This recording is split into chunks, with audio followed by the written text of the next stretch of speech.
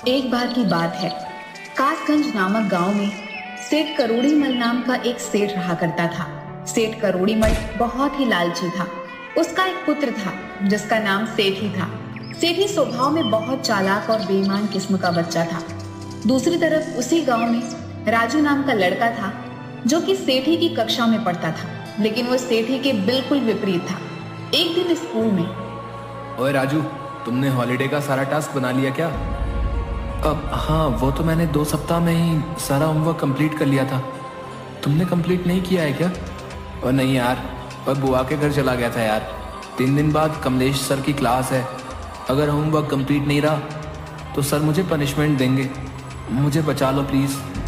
लेकिन बुआ के यहाँ तो तुम 1 सप्ताह के लिए ही गए थे, बाकी के 1 महीना तुम्हारे पास टाइम था, उसमें क्यों नहीं होमवर्क किया? अरे छोड़ना यार, तू अपनी नोटबुक दे दे, कॉपी करके तीसरे दिन तुम्हें लौटा दूंगा। दोस्त के लिए तू इतना भी नहीं कर सकता क्या? ठीक है दोस्त, लेकिन तू मेरी नोटबुक टाइम पर लौटा देना प्लीज। ये भी कोई कहने की बात है भाई। तीसरे दिन कमलेश सर का क्लास रहता है। क्लास में सेठी हाथ की उंगली में पट्टी बांध कर आता है। हाँ तो बच्चों, काफी लंबी छुट्टी के बाद हम लोग मिले हैं। आप सभी ने होमवर्क कंप्लीट कर ही लिया होगा। सभी अपनी होमवर्क की नोटबुक लाकर मेरे टेबल पर रख दो। सेठी, मेरी कॉपी तो मुझे होमवर्क की कॉपी सर के टेबल पर रखनी है। मैंने तो तुम्हारी कॉपी सर के टेबल पर रख दी है, अब भाई का इतना भी काम नहीं कर सकता क्या? अरे राजू, तुमने होमवर्क की कॉपी नहीं जमा की? सर टेबल पर ही रखी हुई है। यहाँ पर तो नहीं है। आज तो सेठी की भी कॉपी मेरे पास है। लेकिन वो तो मेरी कॉपी है। क्यों सेठी? अब मैं क्या ही कह सकता हूँ तुम्हारी कॉपी के बारे में।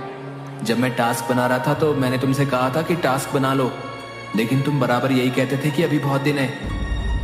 क्यों झूठ बोल रहे हो सर? उस कॉपी में देखिए, मेरी हैंड राइटिंग है। राजू सही कह रहा है सर, मेरी कॉपी में राजू की ही हैंड राइटिंग है।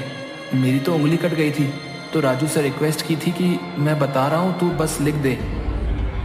कमलेश सर राजू को होमवर्क ना करने के बदले सारा दिन क्लास में खड़े रहने की सजा दे देते हैं। सेठी, तुमने ऐसा क्यों किया? थोड़े से झूठ से अगर तुम्हारी जान बच रही है तो झूठ बोलने में कोई अर्ज नहीं है। सेठी लोगों को परेशान करता रहता था। इसी तरह 10 साल बीत जाने के बाद सेठी शहर में एक बहुत बड़ा रेस्टोरेंट बनाता है, और वहीं अच्छे नंबर और अच्छी डिग्री होने के बावजूद राजू गरीब बेरोजगारी का जीवन जी रहा था। सरिता, आज मुन्नी सुबह से क्यों रो रही है? आज घर में कुछ नहीं है, मुन्नी दूध के लिए रो रही है। ठीक है, कुछ देखता हूँ। राजू सभी जानने वालों से पैसा मांगता है, लेकिन कोई भी नहीं देता। थक हार कर वह सरिता का मंगलसूत्र गिरवी रखकर खाने के लिए कुछ सामान लेकर आता है, और बचे कुचे पैसों से अंत में वह एक चाय की दुकान खोल लेता है। एक दिन सेठी उसकी दुकान के सामने से गुजरता है। अरे क्या यार, तुम चाय बेचोगे? हम लोग एक ही स्कूल में पढ़े हैं, सब क्या कहेंगे भाई? झूठ, फरेब, बेईमानी, मक्कारी की हलवा पूरी से कहीं अच्छा ईमानदारी से चाय बेचकर सूखी रोटी खाकर चैन की नींद सोना कहीं अच्छा है। हाँ तो भाई ठीक है, फिर रहो झोपड़ी में रूखी सूखी खाकर, और क्या। मुझे देखो, मेरे पास आज बंगला है, गाड़ी है, बैंक बैलेंस है, सब है। धीरे धीरे राजू की चाय की गुमटी बड़ी होकर कॉफी हाउस रेस्टोरेंट में बदल जाती है। उसका टेस्टी चाय, कड़ी मेहनत, मधुर व्यवहार और ईमानदारी के कारण हमेशा कॉफी हाउसफुल रहा करती थी। उधर सेठी का दोस्त चंदन, जो शहर का सबसे बड़ा सेठ हरीलाल का बेटा था, एक दिन सेठी के रेस्टोरेंट में खाना खा रहा था। रेस्टोरेंट में तो बहुत अच्छा खाना बनाया तूने। मेरे पास एक आइडिया है, पहाड़ी के ऊपर 5 स्टार रेस्टोरेंट खोलने का। 20 लाख रुपए के प्रोजेक्ट में 5 लाख का इंतजाम हो गया है। आइडिया तो बहुत अच्छा है, 15 लाख में लगाऊंगा। प्रॉफिट कितना मिलेगा मुझे? तो मेरा दोस्त है इसलिए 25% प्रॉफिट में मिलेगा। ठीक है, कल मैं तुम्हें कैश 15 लाख दे दूंगा, कागज तुम बनवा लो। क्या यार, जब दोस्त के साथ कागज पर डील करनी पड़े तो फिर दोस्ती कैसी? भाई अगर तुझे मुझ पर शक है तो प्लीज मुझे नहीं चाहिए तेरा पैसा। इस तरह इमोशनल बातों से बिना पेपर के डील चंदन सेठी से 15 लाख रुपए ऐंठ लेता है। 2 साल बाद चंदन को पता चलता है कि उस तरह का कोई प्रोजेक्ट था ही नहीं। सेठी, तूने फर्जी प्रोजेक्ट के नाम पर उससे 15 लाख जो लिए हैं ना, वो वापस कर। अरे कौन सा प्रोजेक्ट, कैसा पैसा और किसका पैसा? कोई कागज या बैंक रिसीट है तो दिखाओ भैया। देख सेठी, मैंने पहाड़ी में रेस्टोरेंट के लिए तुम्हें 15 लाख कैश दिए थे। तुमने ही कहा था कि दोस्तों के बीच कागज का क्या काम। इस तरह कागज के अभाव में चंदन सेठी से 15 लाख रुपए हड़प लेता है। एक दिन इनकम टैक्स वाले छापा मारते हैं और टैक्स चोरी के आरोप में सेठी का दुकान सीज कर दिया जाता है। जल्द ही सेठी कंगाल हो जाता है। एक दिन राजू के कॉफी हाउस में, अब राजू भाई, आज मैं कंगाल हो गया हूँ, प्लीज मेरी मदद कर दो। मुझे फिर से बिजनेस करने के लिए पूंजी चाहिए। मैं जल्दी ही तुम्हारा पैसा लौटा दूंगा। ठीक है, मैं तुम्हें लोन दूंगा, लेकिन इस बार ईमानदारी और मेहनत से काम करना होगा। राजू से पैसा लेकर सेठी उसी के कॉफी हाउस के सामने अपना कॉफी हाउस भी खोल देता है। सेठी राजू के कैफे को कॉम्पिटिटर मानकर उसके कैफे को तरह तरह से बदनाम करने की कोशिश करने लगता है।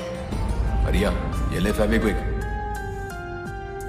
और जा राजू के कॉफी हाउस में 2-2 बूंद सभी कुर्सी पर गिरा करा। जा। जैसे ही राजू का कॉफी हाउस ओपन होता है, लोगों की भीड़ लग जाती है। मौका देकर हरिया सभी की कुर्सी पर फेविक्विक डालकर आ जाता है। हाँ मालिक, जैसा आपने कहा था वैसा ही करके आया हूँ। शाबाश, अब आएगा मजा। बहुत ईमानदारी और मेहनत का पाठ पढ़ाता है। अब देखता हूँ तेरा कॉफी हाउस कैसे चलता है। उधर फेविक्विक लगी हुई कुर्सी पर बैठने से सभी कस्टमर का पैंट चिपक जाता है। उठते समय उनके पैंट फट जाते हैं। पूरे कॉफी हाउस में हंगामा खड़ा हो जाता है। राजू को कुछ भी समझ नहीं आता कि यह सब कैसे हुआ, लेकिन तुरंत ही वह अपने बुद्धि विवेक से काम लेता हुआ अनाउंस करता है कि प्लीज शांति बनाए रखें। पता नहीं ये किसकी हरकत है, लेकिन राजू कॉफी हाउस आप सभी कस्टमर्स को माफी के तौर पर एक नई जीन्स आधे घंटे के अंदर आपको प्रोवाइड करवा रही है। हमारी ओर से हुई असुविधा के लिए आपसे क्षमा चाहते हैं। अरे क्या हुआ राजू, तुम्हारी दुकान पर हो रहे हंगामे को सुनकर मैं दौड़ा हुआ आया। देखो ना दोस्त, किसी ने कॉफी हाउस की कुर्सी में फेविक्विक लगा दिया है। भाई, तुम्हारे कस्टमर तो बहुत सीधे हैं जो एक जीन्स पर मान गए। मैं होता तो तुम पर कंज्यूमर कोर्ट में केस कर देता। डियर कस्टमर, आपकी जीन्स आ गई है। आप लोग अपने अपने साइज के अनुसार जीन्स लेकर पहन लें। एक बार फिर सेठी की चाल फेल हो जाती है, लेकिन सेठी अपनी हरकतों से बाज नहीं आता। एक दिन सेठी अपने दोस्त जीवा की मदद से एक प्लान बनाता है। भाई जीवा, मैं चाहता हूँ कि मेरे सामने वाला कॉफी हाउस किसी तरह मेरा हो जाए, लेकिन हर बार मेरी तरकीब राजू फेल कर देता है। कोई बात नहीं गुरु, इस बार जीवा का प्लान है जो कभी फेल नहीं हो सकता। ऐसा क्या सोचा है तुमने कि वो प्लान फेल नहीं हो सकता? प्लान ऐसा है कि हम लोग किसी तरह उसके चाय के दूध में चूहे मारने की दवा मिला देंगे। फिर एक बार अगर कॉफी हाउस बदनाम हो गया तो फिर हमारी दुकान चल पड़ेगी। देख भाई, ये काम हरिया ही कर सकता है। पिछली बार इसी ने फेविक्विक चिपकाई थी। ना मालिक, ये काम हमसे नहीं होगा। चूहे मारने वाला जहर से अगर आदमी को कुछ हो गया तो पाप मेरे ऊपर ही आएगा। अरे हरिया, इसी इमोशन के कारण तुम लोग गरीब के गरीब ही रह जाते हो। कोई बात नहीं, ये काम हम दोनों करेंगे, वो भी आज ही रात। दोनों रात 12 बजे के अंधेरे में चूहे मारने की दवा को लेकर कॉफी हाउस में पीछे वाले रास्ते से घुसते हैं।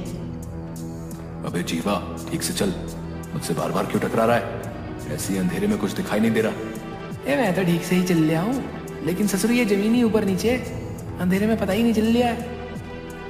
तभी जीवा के पैर के नीचे एक छुछुंदर आ जाता है और अनबैलेंस होकर सेठी के ऊपर गिर जाता है। सारे चूहे मारने वाली दवा सेठी और जीवा के चेहरे पर गिर जाती है। थू थू थू। अबे जीवा, तुम्हें कितनी बार कहा कि ठीक से चल, आखिर तूने मुझे गिरा ही दिया।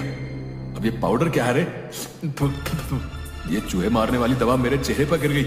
चलो भागो यहाँ से, भागो यहाँ से। थू थू थू थू। भाई, मुझे कुछ दिखाई नहीं दे रहा है। मेरी आंखों में शायद ये दवा चली गई है। साला छछुंदर सारा खेल बिगाड़ गया। मार डाला रे। अब मेरे हाथों पर क्यों चढ़ा है तू? ये मेरा हाथ है, छछुंदर नहीं, जो बार बार लातों से मारे जा रहा है। मुझे क्या पता यार, मुझे तो कुछ दिखाई नहीं दे रहा है कि ससुरा छछुंदर कहाँ है और तेरा हाथ कहाँ है। दोनों किसी तरह गिरते पड़ते वापस दुकान में आ जाते हैं, जहां पर आते ही सेठी उल्टी करने लगता है। इधर जीवा की आंख लाल हो जाती है। 2-3 दिन के बाद, जीवा, आज हमें सावधानी पूर्वक रात में काम करना होगा। हाँ यार दोस्त, आज रात ही हम दोनों सारा काम कर लेंगे। कल के बाद अपना काम खत्म, फिर हमारी चाय की दुकान ही इस एरिया में चलेगी। हाँ, हम दुगनी कीमत पर चाय बेचेंगे। राजू के सारे कस्टमर हमारे होंगे।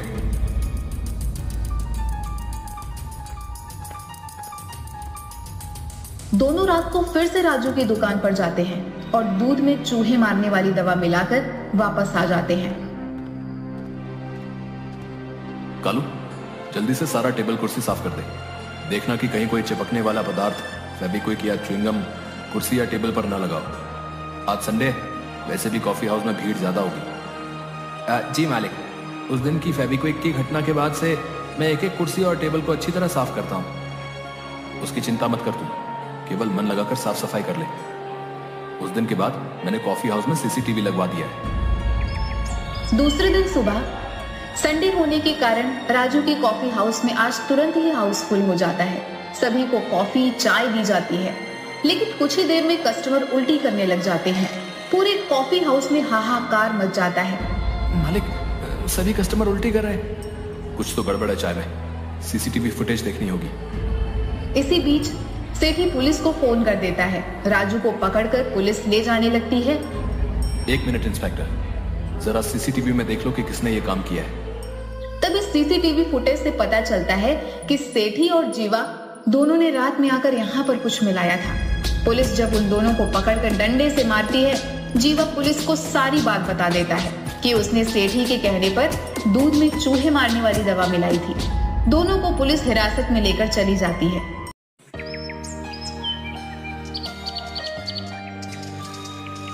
सीतापुर में धर्मू नाम का डाकिया रहता था। वो बड़ा ही ईमानदार और नेक इंसान था।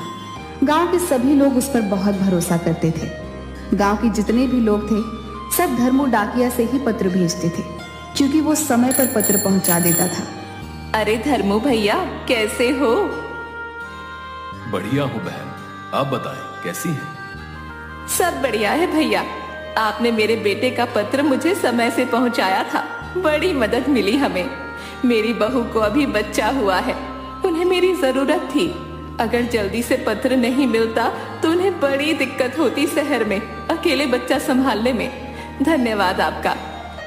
अरे बहन, ये तो मेरा फर्ज था, कोई बात नहीं। इतना कहकर धर्मू वहां से आगे चला जाता है। मीरा दीदी, आओ बाहर आओ, तुम्हारा पत्र ले आया हूँ। लाओ भैया, आपका बहुत बहुत धन्यवाद। मेरे पति इतनी दूर फौज में काम करते हैं, अगर तुम ना होते तो मैं कैसे उन तक अपना पत्र भेजती और कैसे उनके पत्र मुझे मिल पाते। अरे दीदी, यही तो मेरा काम है। जो अपने परिवार से दूर रहे हों, उनको पत्र के जरिए मिलाना। धन्यवाद भैया। उसके गांव में एक सुरेश नाम का आदमी रहता था। सुरेश भी धर्मू को जानता था, पर उसने कभी भी किसी को कोई पत्र नहीं भेजा था। एक दिन सुरेश बहुत ही दुखी था, क्योंकि उसकी माँ बहुत बीमार थी और शहर के सरकारी अस्पताल में एडमिट थी। वो बहुत दुखी होकर पेड़ की छांव में अकेला बैठा हुआ था। तभी वहां से धर्मू गुजरा। क्या हुआ सुरेश भाई? कुछ नहीं धर्मू भैया, माँ बहुत बीमार है और शहर में एडमिट है। मेरी बीवी उनके साथ वहीं है। फसल कटने वाली है, इसलिए मैं नहीं जा सकता, वरना इलाज के लिए पैसा कहां से आएगा। मैं अपनी माँ के लिए एक पत्र लिखना चाहता हूँ, पर मैं कैसे लिखूं? मुझे लिखना पढ़ना तो आता नहीं है। अरे तो तुम परेशान क्यों हो? मैं हूं ना, मैं तुम्हारी मदद करता हूं। रुको, मैं अभी वापस आता हूं और तुम्हारा पत्र लिखवाता हूं। इतना बोलकर धर्मू वहां से चला गया, क्योंकि उसे 1-2 पत्र बहुत जल्दी में पहुंचाने थे। सुरेश वहीं पर बैठकर धर्मू डाकिया का इंतजार कर रहा था। कुछ ही समय में धर्मू वापस आ जाता है। अरे आप आ गए धर्मो भैया। हाँ चलो अब मिलकर तुम्हारी माँ के लिए पत्र लिखते हैं। सुरेश ने साथ में अपनी माँ के लिए कुछ पैसे भी भेजे। सारा पत्र तो धर्मो डाकिया ने लिखा था, पर पत्र कहाँ भेजना है वो पता सुरेश ने लिखा था। ये लो भाई, तुम्हारा पत्र तैयार है और मैंने पैसे भी रख दिए हैं। 2-3 दिन के अंदर ये तुम्हारी माँ तक पहुंच जाएगा। मैं पूरी कोशिश करूंगा कि उन्हें ये जल्द से जल्द मिल जाए। आपका बहुत बहुत धन्यवाद भैया। फिर सभी अपना अपना काम करने लगे। पत्र को भेजते हुए अब 1 हफ्ता हो गया था। एक दिन अचानक से सुरेश धर्मो के दफ्तर में आता है। वो बहुत गुस्से में लग रहा था। अरे क्या हुआ सुरेश, इतने गुस्से में क्यों? धर्मो भैया, मुझे पता चला है कि मेरी माँ का पत्र अभी तक नहीं पहुंच पाया। मुझे आपसे ऐसी उम्मीद नहीं थी। आपने मुझे बेवकूफ बनाया। मैंने आप पर भरोसा करके पैसे दिए थे। आपने मुझे अनपढ़ गरीब के साथ ठीक नहीं किया। ये सुनकर धर्मो डाकिया दंग रह गया। अरे अब नहीं भैया, मैंने ऐसा कुछ भी नहीं किया। आपको कोई गलतफहमी हो रही है। सुरेश धर्मो की आगे की बात सुने बिना ही अपनी आंसुओं को पोंछते हुए वहां से चला गया। अगले दिन गांव के सरपंच सुबह सुबह ही धर्मो डाकिया के घर पहुंच जाते हैं। अरे धर्मो, तुमने क्या किया भाई? हैं? हमारा इतने सालों का भरोसा तुमने तोड़ दिया, वो भी थोड़े से पैसे के लिए। क्या सरपंच जी, आप ऐसा कैसे बोल सकते हैं? ऐसा कुछ भी नहीं हुआ। मैंने तो अपनी तरफ से पत्र आगे पहुंचा दिया था और यह भी कहा था कि इसे जल्दी से जल्दी पहुंचाना है। मैं नहीं समझ पा रहा हूं कि आखिर हुआ क्या। तो फिर सुरेश की माँ का पत्र और पैसे कहाँ गए भैया? अगर तुमने कुछ नहीं किया तो? मुझे खुद भी नहीं पता कि आखिर हुआ क्या है। आप मुझे एक मौका दीजिए, मैं पता करता हूं कि आखिर हुआ क्या है। हमें कुछ नहीं सुनना है। हाँ बस, तुम्हारी यह गलती माफ नहीं की जा सकती है। तुम्हें अब हम गांव में काम नहीं करने देंगे। हमें अब दूसरा डाकिया चाहिए। धर्मो सरपंच की बात सुनकर एकदम से दंग रह जाता है और कुछ भी नहीं बोल पाता। सरपंच वहां से गुस्से में चले जाते हैं। आप तो जानते हैं ना प्रभु, मैंने ऐसा कुछ नहीं किया। न जाने मैं कैसे साबित करूंगा कि मैंने ये सब नहीं किया है। भैया जरा कुछ राशन दे दो। अरे जाओ जाओ, हम नहीं देते ऐसे धोखेबाजों को राशन। हमें माफ करो भैया। धर्मो ये बात सुनकर बहुत दुखी होता है। भैया, मैं सालों से तुम्हारे यहां से ही राशन लेता आया हूं और आज तुम ऐसा कह रहे हो। अरे सालों से हमें तुम्हारा असली चेहरा भी तो नहीं दिखा था ना भैया। दिखा होता तो कभी अपनी दुकान पर खड़ा ही नहीं होने देते हम। हाँ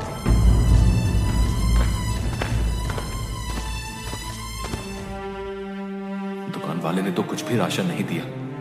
2 दिन से काम पे भी नहीं गया हूं। ऐसा चलता रहा तो भूखा ही मर जाऊंगा मैं। धर्मो बहुत घबरा जाता है। उसे कुछ भी नहीं समझ आता कि वो क्या करे। वो काफी देर तक सोचता रहता है कि ऐसा ना हो कि उसे गांव वाले जाने की धमकी दे दे। अपनी भूख शांत करने के लिए धर्मो पानी पीकर बिस्तर पर लेट जाता है। हे भगवान, ये क्या हो रहा है? अब मैं क्या करूं? दूसरी तरफ सुरेश अपने सारे काम छोड़कर बस अपनी माँ के पत्र के बारे में सोच रहा था। न जाने माँ कैसी होगी, मेरी बीवी सब कैसे संभाल रही होगी। हमारे पास सब पैसे भी खत्म हो गए हैं। अब मैं क्या करूं अब? अरे तुम परेशान क्यों हो रहे हो? हम तुम्हारी मदद कर रहे हैं ना। कुछ वक्त लग सकता है पर हम तुम्हारा पत्र और पैसा ढूंढ निकालेंगे भाई। इसी तरह 2 दिन बीत गए। कोई उससे पहले की तरह बात नहीं करता था, मगर उसने अपने स्वाभिमान और सच्चाई के आगे हार नहीं मानी थी। वो हर रोज काम के लिए निकल रहा था। शीला बहन, लाओ, तुम्हें अपने बेटे को पत्र पहुंचाना होगा ना। नहीं बाबा, रहने दो। भगवान जाने पत्र पहुंचे कि नहीं। बहन, तुमने भी मुझे ऐसी खरी खोटी सुना दी। अब तुम किसी गरीब का पैसा ऐसे मार के बैठोगे तो हम तुम्हारी आरती थोड़ी ना उतारेंगे। धर्मो अब तक सब कुछ चुपचाप सह रहा था, मगर शीला की ये कड़वी बातें उसके दिल पर लग गई। ठीक है बहन, मेरी ही कुछ भूल रही होगी। चलता हूं। हाँ हाँ, जाओ जाओ। तुम्हारे जैसे चोर चक्कों को यहाँ रोका भी किसने है? आए बड़े संत कहीं के। 2 दिन बीत गए और धर्मू डाकिया अपने घर से बाहर भी नहीं निकला। सरपंच हमेशा की तरह सुबह सुबह पंचायत में बैठे थे, तभी सुरेश भागा भागा वहां आता है। अरे सुरेश, ऐसे क्यों भाग रहे हो भाई? क्या बात हो गई? सरपंच जी, हमसे बड़ी भूल हो गई। अरे अरे, जरा सांस ले लो, फिर बताओ क्या हुआ? बहुत बड़ी भूल हो गई हमसे। धर्मू भैया बेकसूर है, उन्होंने कुछ नहीं किया। मुझे मेरा पत्र और पैसे दोनों मिल गए हैं। क्या? ये क्या बात कर रहे हो तुम? सरपंच के साथ साथ वहां मौजूद सभी गांव वाले ये सुनकर दंग रह जाते हैं। ठीक से बताओ, क्या हुआ? कहां से मिल गया पत्र और पैसा भाई? सरपंच जी, मुझसे बड़ी भूल हो गई। सारा पत्र तो धर्मू भैया ने लिखा था, मगर उस पर पता मैंने डाला था। मैं ठहरा अनपढ़ गवार, मैंने गलत सलत पता लिख दिया। डाकिया जब पत्र लेकर शहर गया तो वो पता नहीं मिला ही नहीं।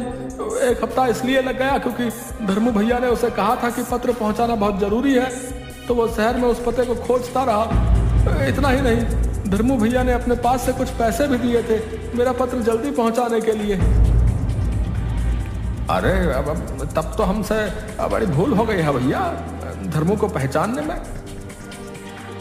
वो दूसरा डाकिया जिससे धर्मू भैया ने पत्र भेजा था, वो आज ही मेरे पास आया और आके मुझे मेरा पत्र और पैसा लौटा के गया है। मैंने बड़ा पाप कर दिया सरपंच जी, धर्मू भैया पे शक करके। अरे तुम ही क्यों, हम सबसे भूल हुई है भैया, हमें चल के उससे माफी मांगनी चाहिए। फिर रमेश, सरपंच जी और गांव के कुछ लोग धर्मू के घर की तरफ चल पड़ते हैं। धर्मू, दरवाजा खोलो भाई। धर्मू भैया, मैं सुरेश, दरवाजा खोलिए, हमें आपसे बात करनी है। बहुत देर तक धर्मू का दरवाजा खटखटाने के बाद कोई भी बाहर नहीं आता। कहीं ऐसा तो नहीं कि धर्मू गांव छोड़ के कहीं चला गया भाई? अरे नहीं, दरवाजा अंदर से बंद है। तो कहीं ऐसा ना हो कि इतना सब सुनने के बाद उन्होंने कोई गलत कदम उठा लिया भाई? अरे भाई, ये सब क्या बोले जा रहे हो? है शुभ शुभ बोलो। चलो ये दरवाजा तोड़ते हैं। गांव वाले मिलकर दरवाजा तोड़ देते हैं। अंदर की हालत देखकर सब दंग रह जाते हैं। घर में जरा सा भी उजाला नहीं था, सारे खिड़की दरवाजे बंद थे। धर्मू डाकिया अपने पलंग पर बेहोश लेटा हुआ था। उसने इतना शोर सुनकर भी धीरे से आंखें खोली। अरे भैया, ये आपने अपना क्या हाल बना लिया है? मुझे माफ कर दो, मैंने आपकी ईमानदारी पे शक किया। आप सही थे, भूल मुझसे हुई। मुझे मेरे पत्र और पैसे वापस मिल गए। अच्छा हुआ भैया। अब माँ कैसी है? धर्मू की बात सुनकर सुरेश की आंखों में आंसू आ गए। उसने धर्मू की हथेली पकड़ ली और माफी मांगने लगा। धर्मू, तुमने अपना ये क्या हाल कर लिया है भाई? मैंने इतने साल इस गांव की सेवा करके बस विश्वास और मान सम्मान ही कमाया था। मैं उसे ऐसे टूटा हुआ देखकर खुद भी टूट गया, इसलिए मेरी ये हालत हो गई। अब हम सबको माफ कर दो धर्मू, हमें तुम्हारे साथ ऐसा व्यवहार नहीं करना चाहिए था। हमसे भूल हो गई भाई। कोई बात नहीं, मैंने आप सबको माफ कर दिया है। आप परेशान ना हो। और हाँ, मेरा एक काम जरा जल्दी से कर दो। कौन सा काम?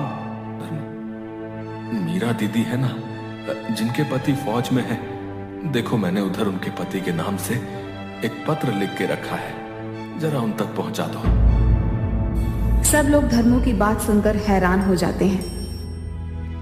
तुम उनके पति के नाम से पत्र लिखकर क्यों भेजते हो? हाँ सरपंच जी, उनके पति को मरे हुए अब साल भर होने को आया है। अगर मैंने उन्हें यह सच बता दिया तो वो जीते जी मर जाएगी, इसलिए उनके पति के नाम के झूठे पत्र लिख देता हूँ। कम से कम इसी सहारे वो जिंदा तो रहेगी। धर्मू की बात सुन के सबकी आंखों में आंसू आ जाते हैं। तुम बहुत अब महान आदमी हो धर्मू, हम एक बार फिर से तुमसे माफी मांगते हैं। और हाँ, तुम भी अब अपनी सेहत सही कर लो भाई, क्योंकि कल से तुम्हें ही फिर से सब पत्र पहुंचाने हैं, क्योंकि तुम ही हमारे गांव के नंबर 1 डाकिया हो भाई। सरपंच की बात सुन धर्मू के चेहरे पर एक मुस्कान आ जाती है। जी जरूर। इसके बाद धर्मू पहले की तरह हर रोज खुशी खुशी गांव वालों की सेवा में लग जाता है। इच्छाधारी नागिन वैशाली गर्भवती थी। देश का जादूगर वैशाली को पकड़ने उसके पीछे पड़ा हुआ था। वैशाली को कुछ भी समझ नहीं आ रहा था कि वो क्या करे। उसके प्रसव का समय नजदीक आ रहा था। मेरे लिए अपने बच्चों को सुरक्षित रखना बहुत जरूरी है। इस राज्य की महारानी भी गर्भवती हैं। वो मेरी हालत को जरूर समझेंगे। अगर मैं उनके कक्ष में अंडे देती हूँ तो शायद ममता के कारण वो मेरी और मेरे बच्चों की सहायता करें। गर्भवती महारानी अपने कक्ष में भोजन खा रही थी कि अचानक उन्होंने देखा कि एक नागिन उनके पलंग के पास अंडे दे रही है। सैनिकों, यहाँ आओ और इस नागिन को मेरे कक्ष से दूर करो। सैनिकों ने नागिन के अंडों को उठाना चाहा। नागिन जोर जोर से सर पटकने लगी और मनुष्य की आवाज में नागिन महारानी से बोलने लगी, महारानी, मैं घायल हूँ, कुछ पलों की मेहमान हूँ, मेरे अंडों की सुरक्षा कीजिए, आप भी तो गर्भवती हैं। सैनिकों, इससे पहले कि ये मुझे और मेरे होने वाले बच्चे को नुकसान पहुंचाए, इसे और इसके अंडों को पूरी तरह से नष्ट कर दो। तुम्हें श्राप देती हूँ मैं, गर्भवती होकर भी ममता को नहीं समझी। तुम और कोई भी तुम्हारे बच्चे को नहीं छू पाएगा। मेरा सारा जहर तुम्हारी संतान में होगा, जिसका कोई काट नहीं। जैसे ही सैनिकों ने अंडों को नुकसान पहुंचाया, अचानक ही उन्हें तेज प्रसव पीड़ा होने लगी। वे जोर जोर से चिल्लाने लगी, अरे दाई को बुलाओ, मर जाऊंगी, असहनीय पीड़ा हो रही है, मर जाऊंगी मैं, मुझे बचा लो, मैं मर जाऊंगी, बचूंगी नहीं। महारानी, धैर्य से काम ले, आप बेकार ही परेशान हो रही है। दाई माँ, विश्वास करें, इस बार की पीड़ा अलग है। मेरे पेट में भयानक दर्द हो रहा है। अभी महारानी चिल्ला ही रही थी कि पूरे देश में तेज हवाएं चलने लगी, बिजली कड़कने लगी और अचानक एक बड़ा सा अंडा महारानी के शरीर से बाहर निकल आया और महारानी बेहोश हो गई। अंडों को देखते ही बूढ़ी दाई चिल्लाई, हाय मेरे देवा, ये नागिन को मारने और उसके अंडे को नुकसान पहुंचाने का ही फल है। महारानी ने अंडा दिया। राम राम राम, घोर कलयुग, महारानी ने अंडे को जन्म दिया। हाय अम्मा, दाई माँ ये क्या कह रही हो? महारानी कोई मुर्गी है? ऐसा प्रसव मैंने कभी नहीं देखा। महाराज को सूचना दो। हमारा भाग्य, हम सब महाराज के बच्चे के बदले अब इस अंडे की देखभाल करेंगे। भला महाराज को कैसे बताएं कि महारानी ने अंडा जन्मा है? अरे दाई माँ, मेरा बच्चा नजर नहीं आ रहा है। दासियों ने एक सोने के पालने में रखा हुआ बड़ा सा अंडा महारानी को दिखाया। अरे ये क्या अंडा? तुम सब पागल तो नहीं हो गई? मैं कोई चिड़िया हूँ जो अंडा दूंगी?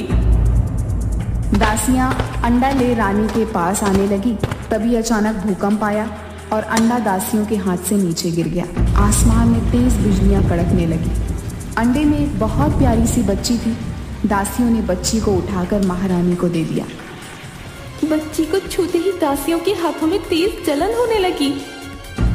दैया रे दैया, मेरे हाथ पूरी तरह जल रहे हैं। राजकुमारी के शरीर में विष है, भगवान बचाए। देवा देवा, जाने क्या होने वाला है।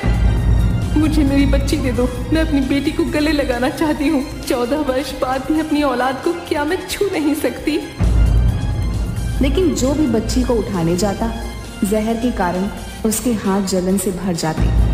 महारानी जलन की परवाह ना करते अपनी बेटी को अपनी गोद में ले लेती हैं। दासियों, तुम्हें समझ में नहीं आ रहा? महाराज को इस घटना की सूचना दो। है? हाँ जरूर, मैं महाराज को सूचना देकर आती हूँ। लक्ष्मी आई है महाराज, महारानी ने बेटी को जन्म दिया है। बहुत अच्छा। दासी कैसी है मेरी राजकुमारी? तुम इतनी डरी हुई क्यों हो? महाराज, राजकुमारी का शरीर विष से भरा है। उसे छूते ही विष का गंभीर असर होता है। दाई की बात सुनते ही ज्योतिषी पत्रिका देखने लगे, फिर जोर से चिल्लाए, सत्यानाश हो गया महाराज, अब प्रलय होगी। इस लड़की का जन्म संसार के लिए अशुभ है। ये तेज बिजलियों की कड़क और भूकंप इसके सूचक हैं। ये आप क्या कह रहे हैं? महाराज चिंता में डूब गए। नवजात राजकुमारी को सैनिक हाथों में दस्ताने पहनकर पकड़ते हैं और उसे एक कमरे में बंद कर दिया जाता है। सारे राज्य में प्राकृतिक आपदा के कारण धन जन की खूब हानि होती है। राज ज्योतिषी, आपकी बात सच हुई। आप ही समस्या का समाधान बताएं। महाराज, उसके लिए एक शीशे का महल बनवा दीजिए जहां उसकी जरूरत की सब चीजें हों। उस पर हम सबकी नजर रहे और राजकुमारी को कष्ट भी ना हो। 3 साल के बाद राजकुमारी को वहीं रहना होगा। महाराज ने उसके लिए एक शीश महल बनवा दिया और उसका नाम वसुधा रखा। वो धीरे धीरे बड़ी होने लगी और 3 साल के होते ही शीश महल में उसे बंद कर दिया गया। राजकुमारी अब 15 वर्ष की हो गई। कोई साथी न होने के कारण वो बहुत उद्दंड हो चुकी थी। पिताजी, मैं भी दुनिया देखना चाहती हूँ, सबसे मिलना चाहती हूँ। आप मुझे इस कैद से आजाद कर दें। अब मुझसे यहाँ और नहीं रहा जाता। वसुधा, माना कि तुम राजकुमारी हो, पर तुम्हें कोई हक नहीं कि तुम प्रजाजनों को नुकसान पहुंचाओ। तुम बाहर आकर किसी को भी दर्द पहुंचा सकती हो। पिताजी, अब मुझे खुद को बस में रखना आ गया है। मैं किसी को नुकसान नहीं पहुंचाऊंगी। अगर ऐसी बात है तो तुम बाहर आ सकती हो। वसुधा बाहर आ गई और महल में घूमने लगी। अचानक वसुधा ने देखा एक बकरी महल के सरोवर में डूब रही है। वसुधा उसे बचाने के लिए सरोवर में कूद पड़ी, किंतु उसके स्पर्श से ही सरोवर का पानी नीला हो गया और विष के प्रकोप से बकरी मर गई। तुम्हें शीश महल में ही रहना होगा जब तक तुम्हारी बीमारी का तोड़ नहीं मिलता। हम तुम्हारे लिए किसी को खतरे में नहीं डाल सकते। अगर तुम बिना आज्ञा बाहर निकली तो तुम्हें इसकी सजा भुगतनी पड़ेगी। राजकुमारी को पिता की बात बहुत बुरी लगी। उसे उदास देखकर महाराज बोले, तुम जानती हो वसुधा, हम तुम्हें बहुत प्रेम करते हैं, लेकिन हमें तुम्हारी और अपनी प्रजा की भी चिंता है। अगर कुछ भी हुआ तो बेटा, ये सब किसी के लिए भी अच्छा नहीं होगा। लेकिन पिताजी, इन सब में मेरा क्या कसूर? मुझे ही ये सब क्यों सहना पड़ रहा है? मैं जानती हूँ आप मुझे कोई प्रेम नहीं करते, क्योंकि आपको अभी मेरी कोई जरूरत नहीं है। लेकिन जिस दिन आपको मेरी जरूरत पड़ेगी, उस दिन तो आपको मुझे यहाँ से निकालना ही पड़ेगा। महाराज के दोनों बड़े भाई राजकुमारी को देखने महल आए। चाचा, आप दोनों को देखकर बहुत खुशी हुई। मेरा दिल आपके गले लगने को कर रहा है। क्या आप मुझे अपने गले नहीं लगाएंगे? क्यों नहीं वसुधा, लेकिन महाराज ने हमें ऐसा करने से मना किया है। वसुधा सबके लिए खतरनाक हो सकती है, पर वो अपने चाचा को तकलीफ थोड़ी ही पहुंचाएगी। वसुधा के झूठे आंसू देख दोनों राजकुमार वसुधा को अपने गले से लगा लेते हैं और देखते ही देखते उनके शरीर नीले पड़ गए। वह मृत्यु को प्राप्त हो गए। सजा के डर से वसुधा बिना किसी को बताए रातों रात देश की सीमा से बाहर निकल गई। अब उसे काफी भूख लगने लगी थी। उसे एक घर दिखाई दिया। भैया, बहुत भूख लगी है, क्या मुझे भोजन मिल सकता है? आपको भोजन के बदले अपने सोने के कंगन दे सकती हूँ। राजकुमारी की बात सुनकर घर में रहने वाले गरीब किसान के परिवार ने घर में जो कुछ भी उपलब्ध था राजकुमारी के सामने रख दिया। तभी वहां से उस देश का जादूगर गुजरा। मुझे अपनी जादुई शक्तियों से आभास हो रहा है कि जहरीली नागिन वैशाली आसपास है, जो मेरी कैद से भाग गई थी। लेकिन ये क्या, वैशाली नागिन का जहर तो इस लड़की के शरीर में दिखाई पड़ रहा है। मुझे पता लगाना होगा इस राज का। राजकुमारी ने भोजन खाया और अपने कंगन देने के लिए उसके पास गई। जैसे ही उसने उस आदमी को छुआ, वह जोर जोर से चिल्लाने लगा, मेरा पूरा शरीर जल रहा है, यह क्या हो रहा है? मेरी सांसें रुक रही हैं और यह देखकर जादूगर ने अपने मंत्र शक्ति से भरा हुआ पानी राजकुमारी के ऊपर फेंका और देखते ही देखते राजकुमारी जादूगर की कैद में आ गई। जादूगर उसे लेकर अपने महल पहुंचा। मेरे सामने आ जाओ, मैंने तुम्हें पहचान लिया है वैशाली। मुझसे छुपने की कोई जरूरत नहीं। जादूगर, तुम मेरे बीच में क्यों आ रहा है? महारानी ने मेरी ममता का अपमान किया है। मेरी प्रार्थना करने के बावजूद भी मेरी आंखों के सामने मेरे अंडों को तोड़ दिया। वो अपनी बेटी को भी कभी हृदय से नहीं लगा पाएगी।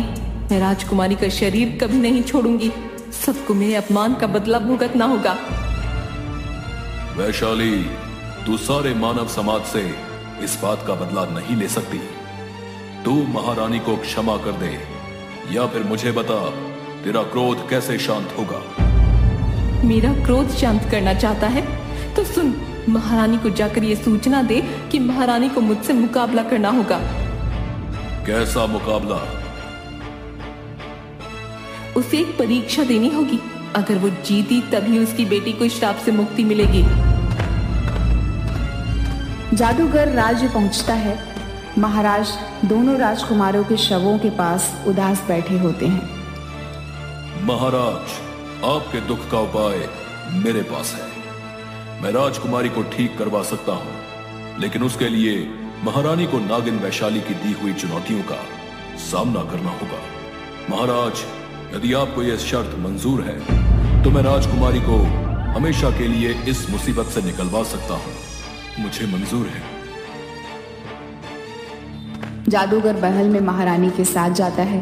तभी वहां वैशाली भी आ जाती है। महारानी, कल पूर्णिमा है। आपको पूरी रात भर नागरानी की तपस्या करनी होगी। अगर तुम्हारी तपस्या से नागरानी खुश हुई तो तुम उनसे वरदान के रूप में इस श्राप से मुक्ति पा सकती हो। लेकिन याद रखना, ये परीक्षा तुम्हारे लिए बहुत कठिन होने वाली है। नागरानी कभी भी किसी को यूं ही दर्शन नहीं देती। उनके दर्शन के लिए कई वर्षों तक तपस्या करनी पड़ती है।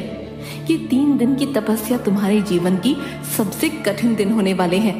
या तो तुम इस तपस्या के बाद अपनी बेटी को बचा पाओगी, वरना खुद भी मारी जाओगी। क्या तुम इस परीक्षा के लिए तैयार हो? असंभव। ऐसा करने से तो महारानी की मृत्यु निश्चित है। गुरुदेव, मैं अपने प्राण देने को भी तैयार हूँ। मैं जितना भी कर लूँ उतना कम है। दासियों, तुम मेरे वहां जाने की तैयारियां करो। महारानी पूरी रात नागरानी की पूजा करती है और अगले दिन कुएं में प्रवेश करने को तैयार हो जाती है। हमें कुछ ठीक नहीं लग रहा। महाराज, मैं जानती हूँ आपको मेरी चिंता है, लेकिन मैं अपने पापों की सजा कब तक अपनी बेटी को भुगतने दूंगी? मुझे मेरे पापों की सजा मिलनी चाहिए। अगर मैं न लौटी तो ध्यान रखिएगा और वसुधा को कहिएगा कि मुझे माफ कर दे। इसके बाद अगले दिन महारानी सुबह सुबह कुएं के पास पहुंच जाती है। हम आपका इंतजार करेंगे। अपना ध्यान रखिएगा महारानी। आप भी अपना ध्यान रखिएगा। इसके बाद महारानी कुएं के अंदर जाने लगती है। वैशाली ने बताया था कि यहीं से नागलोक का रास्ता जाता है। थोड़ा और नीचे जाके देखती हूँ। लगता है पानी के अंदर वहां पहुंचने का जरूर कोई रास्ता है। इसके बाद महारानी कुएं के अंदर जाकर वहां पर एक सर्प की मूर्ति को देखती है और उसके पास तैरते हुए जाने लगती है। यहाँ तो बस ये मूर्तियां हैं। समझ नहीं आ रहा आगे जाने का रास्ता कहाँ से ढूंढूं। ये क्या, ऐसा क्यों लग रहा है जैसे कि ये कोई रास्ता है। इसके बाद जैसे ही महारानी उस मूर्ति को छूती हैं और वो गायब होकर नागलोक में पहुंच जाती हैं। यहाँ इतना अंधेरा क्यों है? तभी वहाँ एक रोशनी आती है और महारानी उस रोशनी का पीछा करने लगती है। इस रोशनी के पीछे जाकर देखती हूँ, क्या पता ये रास्ता नागलोक की तरफ जाता हो। इसके बाद महारानी उस रोशनी के पीछे जाने लगती हैं। तभी वो रोशनी के अंदर जाती हैं और नागलोक के अंदर पहुंच जाती हैं। लगता है यही है नागलोक। हे प्रभु, कृपा करिएगा कि मैं जिस काम के लिए आई हूँ उस काम में मुझे सफलता मिले। ये कैसी अद्भुत जगह है। ये रास्ता कैसे अपने आप बन रहा है। प्रभु मेरी मदद करिएगा। पता नहीं यहाँ और क्या क्या होने वाला है। इसके बाद महारानी उस छोटे से द्वीप पे जाने लगती हैं और वहां जाकर तपस्या करने लगती हैं। धीरे धीरे सारे सर्प महारानी की तरफ आने लगते हैं और महारानी के शरीर में लिपट जाते हैं और महारानी को डसने भी लगते हैं और अपनी जहरीली सांसें महारानी की तरफ फैलाने लगते हैं। लेकिन फिर भी महारानी हार नहीं मानती। जहरीले विष के प्रभाव से महारानी बहुत ज्यादा बीमार होने लगती है। धीरे धीरे महारानी को सांस लेने में दिक्कत होने लगती है और वहीं उनकी मृत्यु हो जाती है। तभी उनकी आत्मा उनका शरीर छोड़ देता है। तभी वहां नागरानी आ जाती हैं। आखिर तुम भी ये परीक्षा पार नहीं कर पाई। यही तुम्हारे कर्मों की सजा है। जैसा करोगे वैसा पाओगे। अब तो तुम समझ गई होंगी कि गलत करने का अंजाम क्या होता है। हाँ नागरानी, मुझे मेरे कर्मों का दंड तो मिलना ही था। क्या फर्क पड़ता है कि आज मिले या कल। सही कहा है किसी ने, मृत्यु सबकी आंखें खोल देती है। अब कुछ ही देर में यमदूत आते ही होंगे तुम्हें लेने। इसके बाद नागरानी वहां से चली जाती है। मुझे माफ कर देना वसुधा, तेरी जिंदगी में दुखों के अलावा मैं तुझे कुछ न दे पाई। हो सके तो मुझे माफ कर देना बेटा। काश भगवान मेरी जिंदगी के बदले तुम्हें जीवन दे दे। तभी वहां नागरानी आ जाती है। उठो पुत्री। आप? हाँ, आखिरकार तुम ममता का सही मतलब सीख ही गई हो। मुझे खुशी हुई ये जानकर कि हर चीज की एक कीमत होती है पुत्री। अब चुनाव तुम्हारा है। किसकी जिंदगी बचाना चाहती हो, अपनी या अपनी बेटी की? नागरानी, आज तक मैंने उसे सिर्फ दुखों के अलावा कुछ नहीं दिया। आज अगर अपनी जिंदगी का मोह रखूंगी तो जी न पाऊंगी कभी। मेरी बेटी को एक खुशियों भरी जिंदगी का वरदान दे दो माँ, ताकि उसने जितना सहा है उसकी भरपाई हो सके। मैं जहाँ भी रहूंगी खुश रहूंगी। ठीक है, तुम्हारी बेटी को सदैव खुशियों से भरी जिंदगी का मैं वरदान देती हूँ। तुम आखिरी बार अपनी बेटी से मिल सकती हो, लेकिन वो तुम्हें देख नहीं पाएगी। रानी माँ, एक विनती है आपसे। बोलो वैशाली। आपने ही कहा था ना, जिंदगी के बदले जिंदगी। महारानी की जिंदगी के बदले मेरी जिंदगी ले लीजिए। अपनी संतानों को खोकर वैसे भी जिंदगी जीने का कोई उद्देश्य समझ नहीं आता। खुद तो अपनी संतान का सुख न पा सकी, कम से कम किसी को वो सुख देकर दिल का एक बोझ तो कम कर ही सकती हूँ। तुम सच में महान हो वैशाली। मैं तुमसे बहुत प्रसन्न हूँ। जाओ और अपनी नई जिंदगी शुरू करो। तुम जल्द ही माँ बनोगी और वो बनेगी हमारे साम्राज्य की नई नागरानी। ये मेरा वरदान है तुम्हारी बेटी के लिए। और महारानी, तुम भी जाओ और अपने परिवार वालों के साथ एक नई जिंदगी शुरू करो। इसके बाद नागरानी वहां से चली जाती है। मुझे माफ कर देना वैशाली। मैं तुम्हारे सामने जितनी माफी मांग लूं उतनी कम है। हो सके तो मुझे माफ कर देना। आज से लेकर तुम्हारे प्रसव तक तुम हमारी जिम्मेदारी हो। तुम हमारे ही राजमहल में रहोगी। तुम्हारी देखभाल करके अपने पापों को कुछ कम करना चाहूंगी। मना मत करना। ठीक है, मुझे खुशी है कि तुम्हें अपनी गलती का पछतावा है। इसके बाद महारानी अपने राजमहल पहुंच जाती है और वहां वसुधा भी ठीक हो चुकी थी। इसके बाद सब वहां खुशी खुशी से रहने लगते हैं। मैं पूरे 2 सालों से कैदी नंबर 369 को बाइज्जत बरी कराने की कोशिश में लगी हुई थी।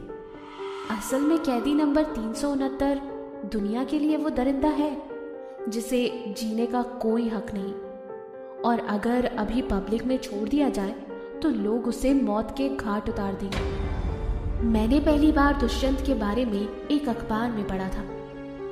एक कैदी जिस पर पहले ही अपने परिवार के 2 लोगों की मौत का इल्जाम है और वो पहले ही जेल में सजा काट रहा है।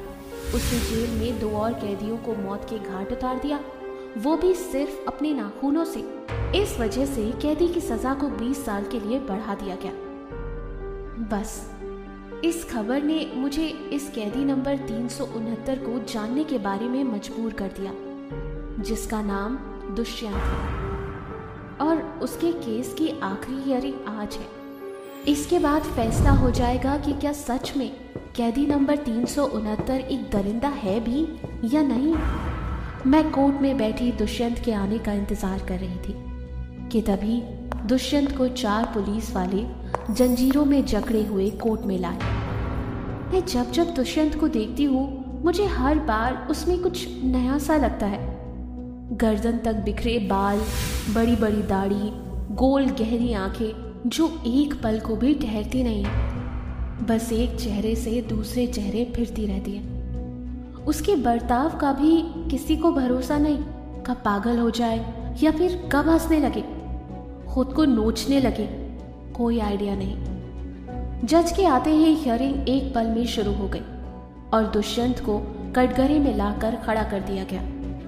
मेरे प्रोसिक्यूटर मिस्टर भट्ट एक सरकारी वकील बन मेरे सामने खड़े हैं, जिनका बोलबाला दिल्ली कोर्ट तक सुनाई देता है। जज साहब, ये शख्स जो इस वक्त कटघरे में खड़ा मुझे ही देख रहा है, ये किसी हैवान, किसी दरिंदे से कम नहीं है। मुझे बस ये बात समझ नहीं आती कि मिस देविका अभी तक इस भ्रम में क्यों जी रही है कि कोई 4 खून करने के बाद भी बेकसूर हो सकता है, जबकि इस केस के मुल्जिम ने खुद अपना जुर्म कबूला है कि उसने ही अपने परिवार के 2 लोग, अपनी माँ और अपनी 8 महीने की छोटी बहन को बड़ी बेरहमी से नींद में कत्ल कर दिया। वो भी तब जब वो महज 6 साल का था, और इसके बाद भी इसकी हैवानियत खत्म नहीं हुई। जेल में होने के बाद भी अपने 2 कैदी साथियों को बड़ी बेरहमी से मौत के घाट उतारा है। फिर कोर्ट का समय बर्बाद करने का क्या मतलब? मिस्टर भट्ट की दलील सुन दुष्यंत एकटक मुस्कुराते हुए उन्हें ही देखे जा रहा था, क्योंकि मिस्टर भट्ट की दलील सुन कोर्ट में बैठे लोग भी दुष्यंत की बातें कर रहे थे। तभी जज साहब ने ऑर्डर बोलकर सबको शांत कर दिया। मिस्टर भट्ट, आपकी बात हमने सुन ली, अब जरा मिस देविका की भी दलील सुन लें। आई एम श्योर उनके पास भी बताने लायक काफी कुछ होगा। और मैंने जो हिप्नोटिस्ट टेस्ट के लिए बोला, उसकी रिपोर्ट आ गई क्या? जज साहब के कहते ही मैंने हाथ में रखी टेस्ट रिजल्ट्स को जज साहब को देते हुए कहा, जज साहब, मेरे रिक्वेस्ट पर आपने इस हिप्नोसिस टेस्ट के लिए परमिशन दी थी। उसके रिजल्ट्स चौंकाने वाले हैं। जिसे कानून ने 4 लोगों के खून के इल्जाम में सारी उम्र जेल में सड़ाया है, दरअसल उसे इस वक्त एक आम नागरिक की तरह ही अपनी जिंदगी बितानी चाहिए थी। मैं अभी बोल ही रही थी कि तभी जज साहब ने चौंकते हुए कहा, क्या दुष्यंत को मल्टीपल पर्सनालिटी डिसऑर्डर है?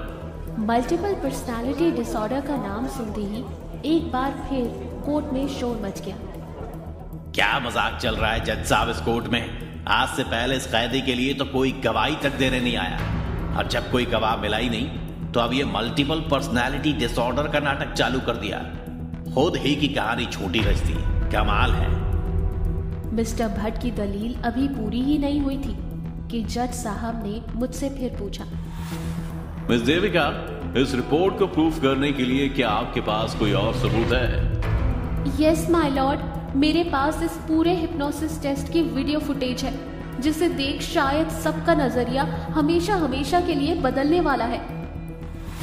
मैंने ये कहते ही वीडियो को सबके सामने प्ले कर दिया। वीडियो में दुष्यंत एक स्लाइडिंग चेयर पर लेटा हुआ साइकियाट्रिस्ट बंसल के सवालों के जवाब दे रहा था।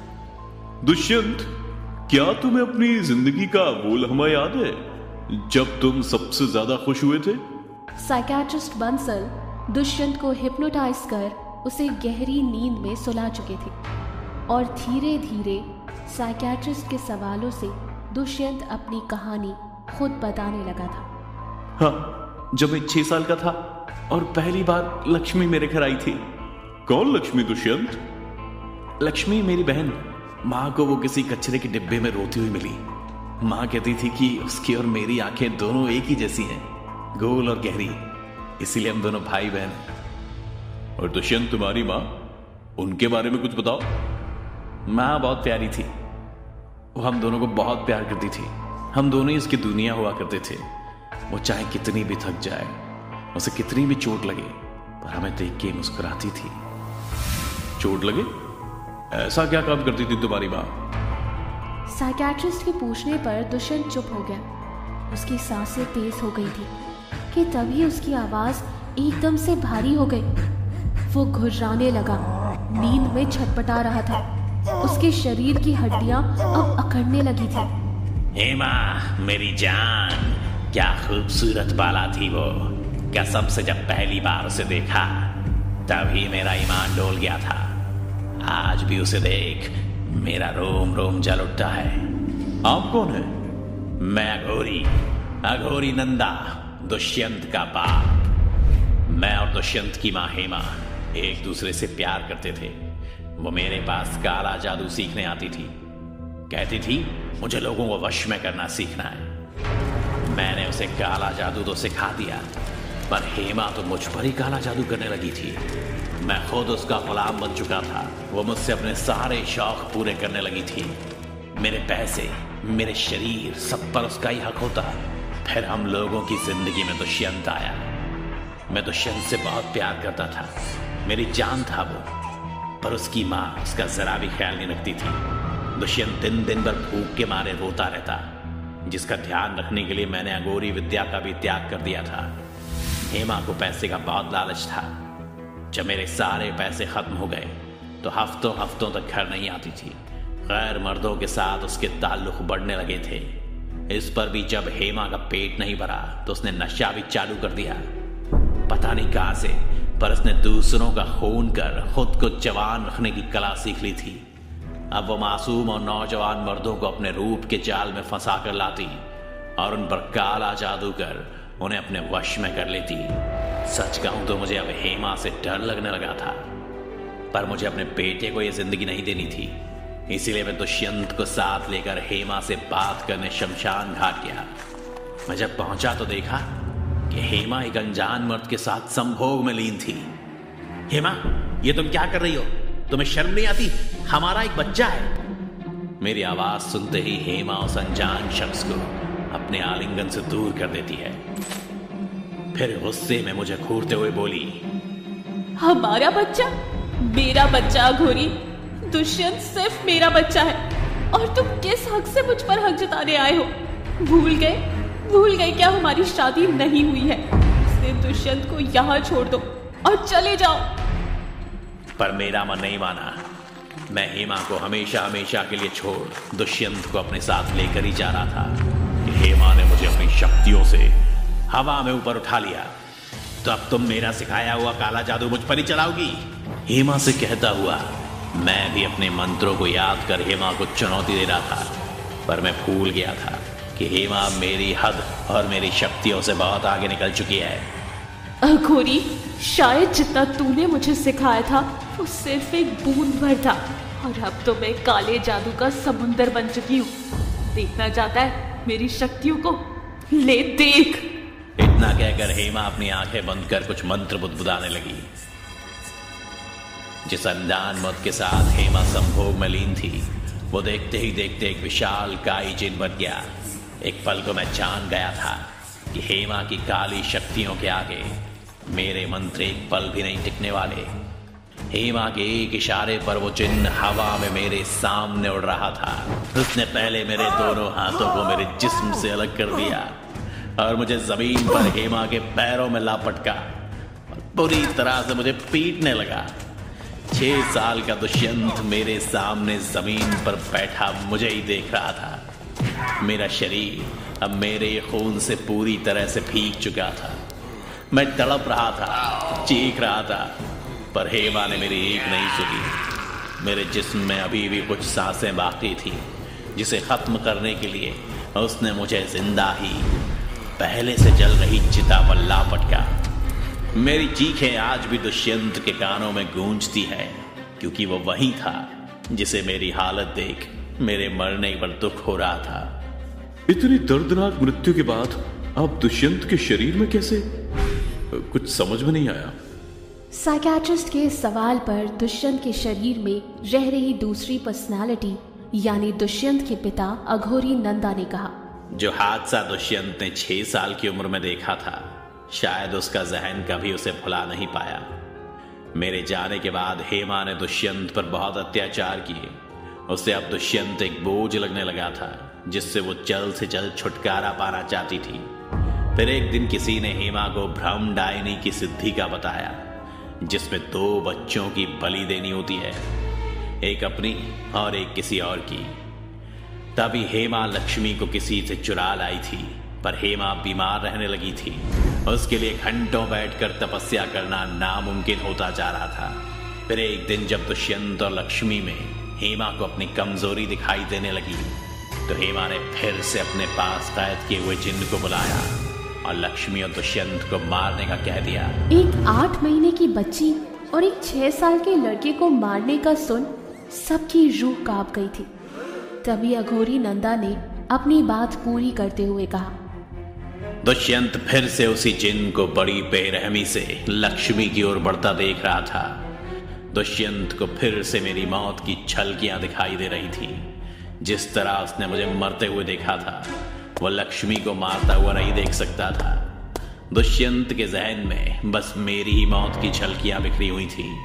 उसे मेरा तड़पना ही याद आ रहा था कि तभी कुदरत का करिश्मा कहो या फिर ऊपर वाले का करम, मैं अपने बेटे के शरीर में आ चुका था।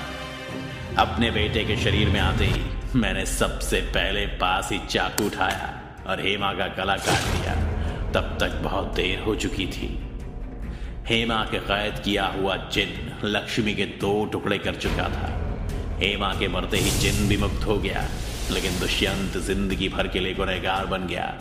इसलिए दुष्यंत ने कोई खून नहीं किया है। उसकी मां को मैंने मारा था और उन 2 कैदियों को भी जो दुष्यंत के साथ जबरदस्ती करने आए थे।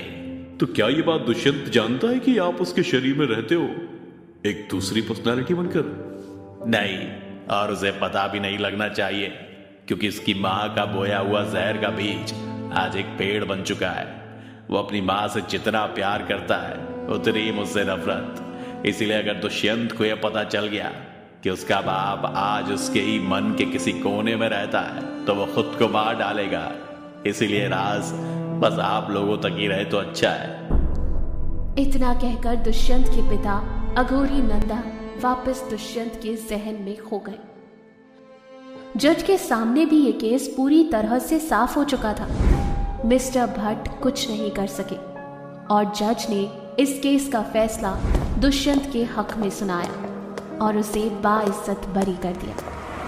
आज दुष्यंत एक आजाद नागरिक है, अपनी जिंदगी जी रहा है। लेकिन आज भी जब मुझे दुष्यंत का ख्याल आता है तो मैं बेचैन हो उठती हूँ। एक बेटा जो अपने बाप से बहुत नफरत करता है, पर वही बाप आज भी अपने बेटे के जहन में कैद है, उसकी रक्षा करता है। शायद सही कहा था किसी ने, हम लोग माँ के प्यार को याद रखते हैं, लेकिन एक पिता के बलिदान, पश्चाताप और त्याग को भुला देते हैं। एक बार की बात है, कासगंज नामक गांव में सेठ करोड़ीमल नाम का एक सेठ रहा करता था। सेठ करोड़ीमल बहुत ही लालची था। उसका एक पुत्र था जिसका नाम सेठी था। सेठी स्वभाव में बहुत चालाक और बेईमान किस्म का बच्चा था। दूसरी तरफ उसी गांव में राजू नाम का लड़का था जो कि सेठी की कक्षा में पढ़ता था, लेकिन वो सेठी के बिल्कुल विपरीत था। एक दिन स्कूल में, ओए राजू, तुमने हॉलिडे का सारा टास्क बना लिया क्या? अब हाँ, वो तो मैंने 2 सप्ताह में ही सारा होमवर्क कंप्लीट कर लिया था। तुमने कंप्लीट नहीं किया है क्या? और नहीं यार, और बुआ के घर चला गया था यार। 3 दिन बाद कमलेश सर की क्लास है। अगर होमवर्क कंप्लीट नहीं रहा तो सर मुझे पनिशमेंट देंगे। मुझे बचा लो प्लीज़। लेकिन बुआ के यहाँ तो तुम 1 सप्ताह के लिए गए थे, बाकी के 1 महीना तुम्हारे पास टाइम था, उसमें क्यों नहीं होमवर्क किया? अरे छोड़ना यार, तू अपनी नोटबुक दे दे, कॉपी करके तीसरे दिन तुम्हें लौटा दूंगा। दोस्त के लिए तू इतना भी नहीं कर सकता क्या? ठीक है दोस्त, लेकिन तू मेरी नोटबुक टाइम पर लौटा देना प्लीज। ये भी कोई कहने की बात है भाई। तीसरे दिन कमलेश सर का क्लास रहता है। क्लास में सेठी हाथ की उंगली में पट्टी बांधकर आता है। हाँ तो बच्चों, काफी लंबी छुट्टी के बाद हम लोग मिले हैं। आप सभी ने होमवर्क कंप्लीट कर ही लिया होगा। सभी अपनी होमवर्क की नोटबुक लाकर मेरे टेबल पर रख दो। सेठी मेरी कॉपी तो, मुझे होमवर्क की कॉपी सर के टेबल पर रखनी है। मैंने तो तुम्हारी कॉपी सर के टेबल पर रख दी है, अब भाई का इतना भी काम नहीं कर सकता क्या? अरे राजू, तुमने होमवर्क की कॉपी नहीं जमा की? सर टेबल पर ही रखी हुई है। यहाँ पर तो नहीं है। आज तो सेठी की भी कॉपी मेरे पास है। लेकिन वो तो मेरी कॉपी है। क्यों सेठी? अब मैं क्या ही कह सकता हूँ तुम्हारी कॉपी के बारे में। जब मैं टास्क बना रहा था तो मैंने तुमसे कहा था कि टास्क बना लो, लेकिन तुम बराबर यही कहते थे कि अभी बहुत दिन है। क्यों झूठ बोल रहे हो? सर उस कॉपी में देखिए, मेरी हैंड राइटिंग है। राजू सही कह रहा है सर, मेरी कॉपी में राजू की ही हैंड राइटिंग है। मेरी तो उंगली कट गई थी, तो राजू से रिक्वेस्ट की थी कि मैं बता रहा हूँ, तू बस लिख दे। कमलेश सर राजू को होमवर्क ना करने के बदले सारा दिन क्लास में खड़े रहने की सजा दे देते हैं। सेठी तुमने ऐसा क्यों किया? थोड़े से झूठ से अगर तुम्हारी जान बच रही है तो झूठ बोलने में कोई अर्ज नहीं है। सेठी लोगों को परेशान करता रहता था। इसी तरह 10 साल बीत जाने के बाद सेठी शहर में एक बहुत बड़ा रेस्टोरेंट बनाता है और वहीं अच्छे नंबर और अच्छी डिग्री होने के बावजूद राजू गरीब बेरोजगारी का जीवन जी रहा था। सरिता, आज मुन्नी सुबह से क्यों रो रही है? आज घर में कुछ नहीं है, मुन्नी दूध के लिए रो रही है। ठीक है, कुछ देखता हूँ। राजू सभी जानने वालों से पैसा मांगता है, लेकिन कोई भी नहीं देता। थक हार कर वह सरिता का मंगलसूत्र गिरवी रखकर खाने के लिए कुछ सामान लेकर आता है और बचे कुचे पैसों से अंत में वह एक चाय की दुकान खोल लेता है। एक दिन सेठी उसकी दुकान के सामने से गुजरता है। अरे क्या यार, तुम चाय बेचोगे? हम लोग एक ही स्कूल में पढ़े हैं, सब क्या कहेंगे भाई? झूठ, फरेब, बेईमानी, मक्कारी की हलवा पूरी से कहीं अच्छा ईमानदारी से चाय बेचकर सूखी रोटी खाकर चैन की नींद सोना कहीं अच्छा है। हाँ तो भाई ठीक है, फिर रहो झोपड़ी में रूखी सूखी खाकर, और क्या। मुझे देखो, मेरे पास आज बंगला है, गाड़ी है, बैंक बैलेंस है, सब है। धीरे धीरे राजू की चाय की गुमटी बड़ी होकर कॉफी हाउस रेस्टोरेंट में बदल जाती है। उसका टेस्टी चाय, कड़ी मेहनत, मधुर व्यवहार और ईमानदारी के कारण हमेशा कॉफी हाउसफुल रहा करती थी। उधर सेठी का दोस्त चंदन, जो शहर का सबसे बड़ा सेठ हरिलाल का बेटा था, एक दिन सेठी के रेस्टोरेंट में खाना खा रहा था। रेस्टोरेंट में तो बहुत अच्छा खाना बनाया तूने। मेरे पास एक आइडिया है, पहाड़ी के ऊपर 5 स्टार रेस्टोरेंट खोलने का। 20 लाख रुपए के प्रोजेक्ट में 5 लाख का इंतजाम हो गया है। आइडिया तो बहुत अच्छा है, 15 लाख में लगाऊंगा। प्रॉफिट कितना मिलेगा मुझे? तो मेरा दोस्त है इसलिए 25% प्रॉफिट में मिलेगा। ठीक है, कल मैं तुम्हें कैश 15 लाख दे दूंगा, कागज तुम बनवा लो। क्या यार, जब दोस्त के साथ कागज पर डील करनी पड़े तो फिर दोस्ती कैसी? भाई अगर तुझे मुझ पर शक है तो प्लीज मुझे नहीं चाहिए तेरा पैसा। इस तरह इमोशनल बातों से बिना पेपर के डील चंदन सेठी से 15 लाख रुपए ऐंठ लेता है। 2 साल बाद चंदन को पता चलता है कि उस तरह का कोई प्रोजेक्ट था ही नहीं। सेठी, तूने फर्जी प्रोजेक्ट के नाम पर उससे 15 लाख जो लिए हैं ना, वो वापस कर। अरे कौन सा प्रोजेक्ट, कैसा पैसा और किसका पैसा? कोई कागज या बैंक रिसीट है तो दिखाओ भैया। देख सेठी, मैंने पहाड़ी में रेस्टोरेंट के लिए तुम्हें 15 लाख कैश दिए थे। तुमने ही कहा था कि दोस्तों के बीच कागज का क्या काम।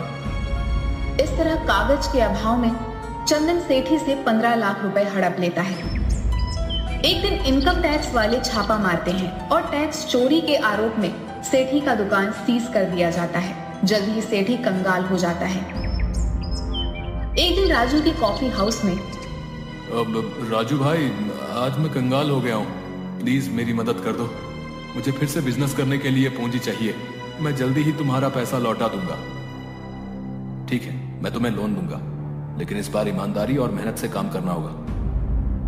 राजू से पैसा लेकर सेठी उसी के कॉफी हाउस के सामने अपना कॉफी हाउस भी खोल देता है। सेठी राजू के कैफे को कॉम्पिटिटर मानकर उसके कैफे को तरह तरह से बदनाम करने की कोशिश करने लगता है। अरिया, ये ले फेविक्विक और जा राजू के कॉफी हाउस में 2-2 बूंद सभी कुर्सी पर गिरा करा जा। जैसे ही राजू का कॉफी हाउस ओपन होता है, लोगों की भीड़ लग जाती है। मौका देकर हरिया सभी की कुर्सी पर फेविक्विक डालकर आ जाता है। हाँ मालिक, जैसा आपने कहा था वैसा ही करके आया हूँ। शाबाश, अब आएगा मजा। बहुत ईमानदारी और मेहनत का पाठ पढ़ाता है।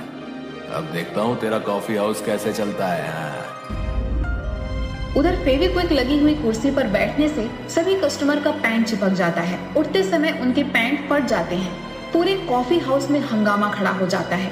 राजू को कुछ भी समझ नहीं आता कि यह सब कैसे हुआ, लेकिन तुरंत ही वह अपने बुद्धि विवेक से काम लेता हुआ अनाउंस करता है कि प्लीज शांति बनाए रखें, पता नहीं ये किसकी हरकत है, लेकिन राजू कॉफी हाउस आप सभी कस्टमर्स को माफी के तौर पर एक नई जीन्स आधे घंटे के अंदर आपको प्रोवाइड करवा रही है।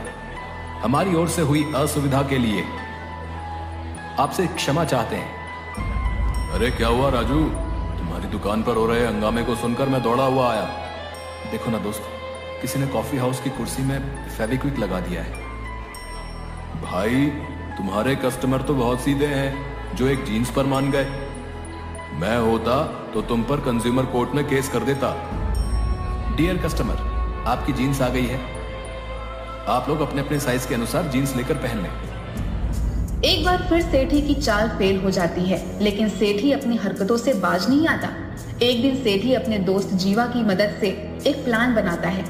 भाई जीवा, मैं चाहता हूँ कि मेरे सामने वाला कॉफी हाउस किसी तरह मेरा हो जाए, लेकिन हर बार मेरी तरकीब राजू फेल कर देता है। कोई बात नहीं गुरु, इस बार जीवा का प्लान है जो कभी फेल नहीं हो सकता। ऐसा क्या सोचा है तुमने कि वो प्लान फेल नहीं हो सकता? प्लान ऐसा है कि हम लोग किसी तरह उसके चाय के दूध में चूहे मारने की दवा मिला देंगे। फिर एक बार अगर कॉफी हाउस बदनाम हो गया तो फिर हमारी दुकान चल पड़ेगी। देख भाई, ये काम हरिया ही कर सकता है। पिछली बार इसी ने फेविक्विक चिपकाई थी। ना मालिक, ये काम हमसे नहीं होगा। चूहे मारने वाला जहर से अगर आदमी को कुछ हो गया तो पाप मेरे ऊपर ही आएगा। अरे हरिया, इसी इमोशन के कारण तुम लोग गरीब के गरीब ही रह जाते हो। कोई बात नहीं, ये काम हम दोनों करेंगे, वो भी आज ही रात। दोनों रात 12 बजे के अंधेरे में चूहे मारने की दवा को लेकर कॉफी हाउस में पीछे वाले रास्ते से घुसते हैं। अबे जीवा, ठीक से चल, मुझसे बार बार क्यों टकरा रहा है? ऐसी अंधेरे में कुछ दिखाई नहीं दे रहा। मैं तो ठीक से ही चल लिया हूँ, लेकिन ससुर ये जमीनी ऊपर नीचे अंधेरे में पता ही नहीं चल लिया। तभी जीवा के पैर के नीचे एक छुछुंदर आ जाता है और अनबैलेंस होकर सेठी के ऊपर गिर जाता है। सारे चूहे मारने वाली दवा सेठी और जीवा के चेहरे पर गिर जाती है। थू थू थू। अबे जीवा, तुम्हें कितनी बार कहा कि ठीक से चल, आखिर तूने मुझे गिरा ही दिया। अब ये पाउडर क्या है रे? थू थू थू। ये चूहे मारने वाली दवा मेरे चेहरे पर गिर गई। चलो भागो यहाँ से, भागो यहाँ से। थू थू थू थू। भाई, मुझे कुछ दिखाई नहीं दे रहा है। मेरी आंखों में शायद ये दवा चली गई है। साला छछुंदर सारा खेल बिगाड़ गया। मार डाला रे। अब मेरे हाथों पर क्यों चढ़ा है तू? ये मेरा हाथ है, छछुंदर नहीं, जो बार बार लातों से मारे जा रहा है। मुझे क्या पता यार, मुझे तो कुछ दिखाई नहीं दे रहा है कि ससुरा छछुंदर कहाँ है और तेरा हाथ कहाँ है। दोनों किसी तरह गिरते पड़ते वापस दुकान में आ जाते हैं, जहाँ पर आते ही सेठी उल्टी करने लगता है। इधर जीवा की आंख लाल हो जाती है। 2-3 दिन के बाद, जीवा, आज हमें सावधानी पूर्वक रात में काम करना होगा। हाँ यार दोस्त, आज रात ही हम दोनों सारा काम कर लेंगे। कल के बाद अपना काम खत्म, फिर हमारी चाय की दुकान ही इस एरिया में चलेगी। हाँ, हम दुगनी कीमत पर चाय बेचेंगे। राजू के सारे कस्टमर हमारे होंगे।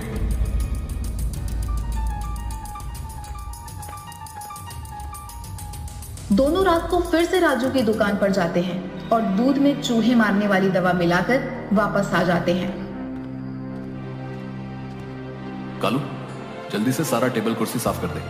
देखना कि कहीं कोई चिपकने वाला पदार्थ फेविक्विक या च्युइंगम कुर्सी या टेबल पर ना लगाओ। आज संडे, वैसे भी कॉफी हाउस में भीड़ ज्यादा होगी। जी मालिक, उस दिन की फेविक्विक की घटना के बाद से मैं एक एक कुर्सी और टेबल को अच्छी तरह साफ करता हूँ। उसकी चिंता मत कर, तू केवल मन लगाकर साफ सफाई कर ले। उस दिन के बाद मैंने कॉफी हाउस में सीसीटीवी लगवा दिया है। दूसरे दिन सुबह, संडे होने के कारण राजू के कॉफी हाउस में आज तुरंत ही हाउसफुल हो जाता है। सभी को कॉफी चाय दी जाती है, लेकिन कुछ ही देर में कस्टमर उल्टी करने लग जाते हैं। पूरे कॉफी हाउस में हाहाकार मच जाता है। मालिक, सभी कस्टमर उल्टी कर रहे हैं। कुछ तो गड़बड़ है चाय में। सीसीटीवी फुटेज देखनी होगी। इसी बीच सेठी पुलिस को फोन कर देता है। राजू को पकड़कर पुलिस ले जाने लगती है। 1 मिनट इंस्पेक्टर, जरा सीसीटीवी में देख लो कि किसने ये काम किया है। तभी सीसीटीवी फुटेज से पता चलता है कि सेठी और जीवा दोनों ने रात में आकर यहाँ पर कुछ मिलाया था। पुलिस जब उन दोनों को पकड़कर डंडे से मारती है, जीवा पुलिस को सारी बात बता देता है कि उसने सेठी के कहने पर दूध में चूहे मारने वाली दवा मिलाई थी। दोनों को पुलिस हिरासत में लेकर चली जाती है। सतीश, मैं माँ बनने वाली हूँ। तुमने कहा था तुम अपने घर वालों से बात करोगे। मैंने तुम्हारा हर गलती में साथ दिया, पर तुमने क्या किया? तुमने मुझे कहीं का नहीं छोड़ा। अगर तुम अभी नहीं आए तो मैं पुलिस को तुम्हारे बारे में सब सच बता दूंगी। तुम्हारा दिमाग खराब हो गया क्या? मैंने तुम्हें बोला था अबॉर्शन करवा लो, तुमने नहीं करवाया। अब चुपचाप बच्चा गिराने की गोलियां खा लो, वरना मुझसे बुरा कोई नहीं होगा। और तू पुलिस को बताएगी, इससे पहले मैं तुझे जिंदा ही नहीं छोड़ूंगा। मुझे छोड़ो डॉक्टर सतीश, मुझे छोड़ो। मैं तेरा गला दबाकर तुझे जान से मार दूंगा। आज तुझे मेरे से कोई नहीं बचा सकता। आखिर डॉक्टर सतीश मीरा नाम की इस नर्स को जान से क्यों मारना चाहता है? कहानी के इस राज को जानने के लिए हमें इस कहानी को 4 साल पीछे ले जाना होगा। ये रात की दवाई ले लीजिए, आपको आराम की नींद आएगी। जीती रहो बेटी, खुश रहो। सिस्टर, आपको डॉक्टर सतीश अपने केबिन में बुला रहे हैं। अच्छा, मेरी ड्यूटी ओवर हो गई है, मैं घर जा रही हूँ, बाय। ठीक है, बाय। मीरा सतीश के केबिन में जाती है। कहाँ रह गई थी?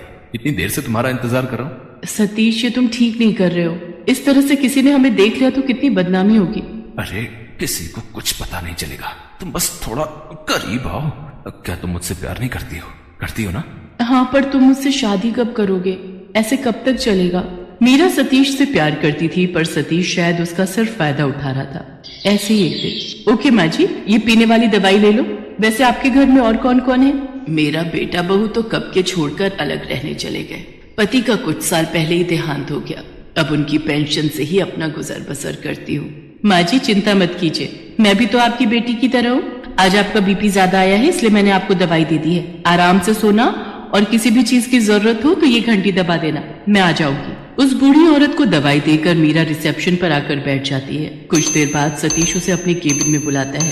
इतनी देर क्यों लगा दी आने में? 36 नंबर बेड के पेशेंट की तबीयत आज ठीक नहीं है। उनका बीपी बढ़ा हुआ आया है, इसलिए उन्हें दवाई दे रही थी। मीरा, तुम्हें क्या लगता है ये बूढ़ी और कितने दिन जिंदा रहेगी? मैं जल्द से जल्द इसके शरीर के ऑर्गन निकालने होंगे। ये तुम कैसी बातें कर रहे हो सतीश? मैं कुछ समझी नहीं। मीरा, तुम नहीं जानती ऑर्गन कितने महंगे बिकते हैं। मेरी आज ही विदेश की एक डॉक्टर से बात हुई है। अगर हम मरीजों के ऑर्गन बेचने का काम शुरू कर दें तो हम कुछ ही दिनों में करोड़पति बन जाएंगे, करोड़पति। छी सतीश, ये कैसी बेहुदा सोच है तुम्हारी? तुम एक डॉक्टर होकर ये सब बोल रहे हो। मैं इस काम में तुम्हारा साथ कभी नहीं दूंगी, और तुमने अगर ऐसा करने की कोशिश की तो मैं कुछ भी कर सकती हूँ। अरे अरे, मैं तो मजाक कर रहा था मेरी जान। अच्छा गुस्सा मत करो, इधर तो आओ। इतनी देर में मीरा को रिसेप्शन पर बजने वाली घंटी की आवाज आती है। सतीश, लगता है किसी मरीज को कोई परेशानी है, मैं अभी उनके पास से होकर आती हूँ। मीरा दौड़कर मरीज के पास जाती है। उस महिला की हालत बहुत खराब थी। डॉक्टर सतीश, पेशेंट की तबीयत बिगड़ रही है। तुम उन्हें ऑपरेशन थिएटर में शिफ्ट करो, मैं वहीं पहुंचता हूँ। कुछ देर बाद सतीश ऑपरेशन थिएटर में जाता है। उस बूढ़ी महिला की तबीयत बिगड़ रही थी। सतीश उसे एक इंजेक्शन देता है, जिसके बाद वो बूढ़ी महिला बिल्कुल शांत हो जाती है। डॉक्टर सतीश, ये माँ जी तो मर गई। तो इसमें हमारी क्या गलती है? इनका बीपी बहुत ज्यादा बढ़ गया था, जिसकी वजह से इन्हें अटैक आ गया। नर्स, डेड बॉडी को पोस्टमार्टम के लिए तैयार करो।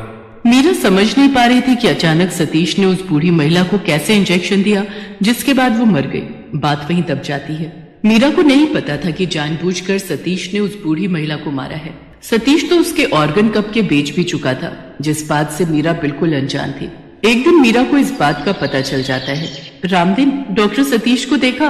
वो अपने केबिन में नहीं है। डॉक्टर साहब तो किसी का पोस्टमार्टम कर रहे हैं। कुछ देर पहले ही 20 नंबर बेड के मरीज की मौत हुई है।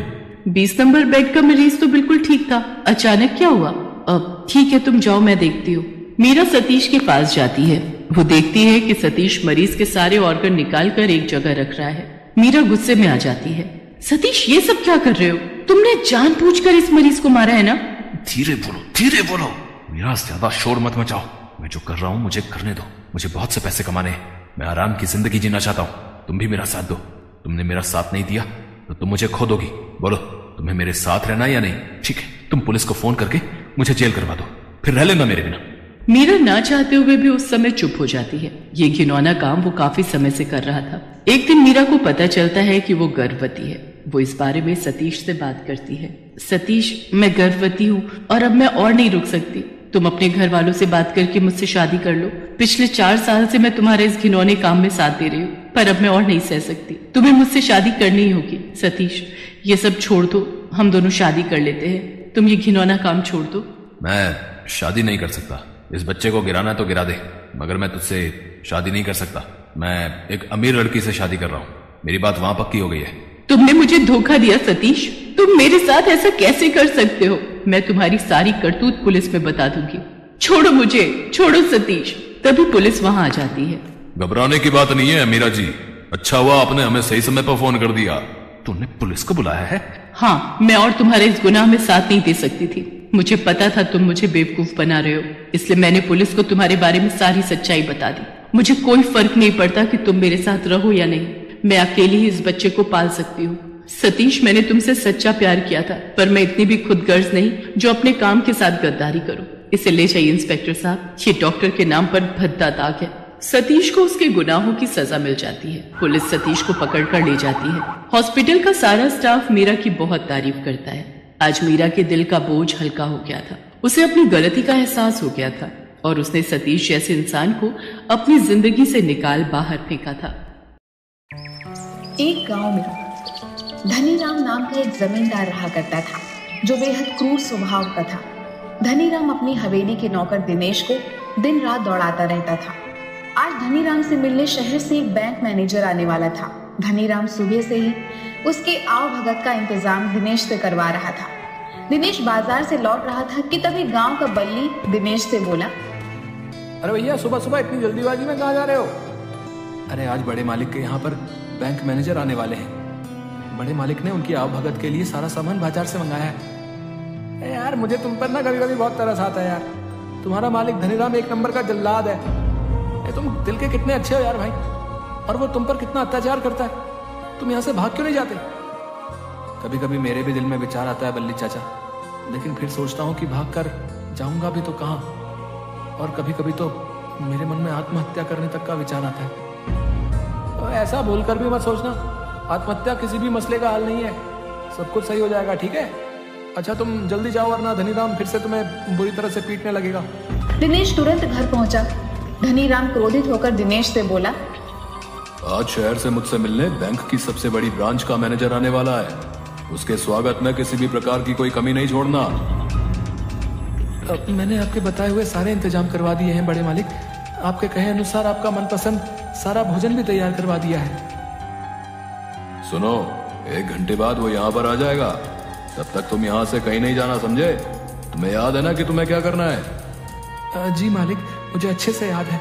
हर बार की तरह मुझे एक कागज पर अंगूठा लगाना है। लेकिन मालिक, मेरी एक बात ये समझ में नहीं आती कि आखिर आप मुझसे ही अंगूठा क्यों लगवाते हो? ये समझना तुम्हारा काम नहीं है, समझे? तुम्हारा काम है सिर्फ मेरे आदेश का पालन करना। दिनेश वहां से चला गया कि तभी धनीराम की 22 वर्षीय पुत्री सीमा वहां पर आकर बोली, क्या कर रहे हो दिनेश? कुछ नहीं, आज शहर से बैंक मैनेजर बड़े मालिक से मिलने आने वाले हैं। मैं किचन की सफाई कर रहा था छोटी मालकिन।